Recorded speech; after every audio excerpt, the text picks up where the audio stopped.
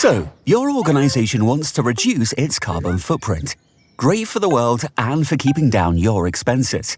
What you'll need is the CO₂ Performance Ladder. With this CO₂ management system, you'll target CO₂ reduction in a structural way. The higher you are on the ladder, the more you're doing to reduce CO₂ emissions. You'll start with reducing the CO₂ emissions of your own organization. This begins with insight into your use of fuels, for instance. Then you reduce those emissions by taking action. This can be done by investing in electric cars or energy-efficient devices. The CO₂ Performance Ladder demands transparency. Both internally and externally, you'll communicate about your actions.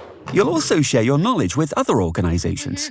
On the higher steps of the ladder, you'll work on the carbon footprint of your chain and sector. In collaboration with sector partners, you'll reduce the footprint of your supply chain. You'll also develop innovations with and for your sector. On the highest steps of the ladder, you'll focus on a future without CO₂ emissions. The goal is to be completely CO₂ neutral by 2050. The CO₂ Performance Ladder demands continuous improvement. Your organization will be assessed annually. If you meet all the requirements, you'll receive a certificate. Organizations that use the CO₂ Performance Ladder reduce twice as much CO₂ as average and can gain an award advantage in tenders. Want to know what the CO₂ Performance Ladder can do for your organization?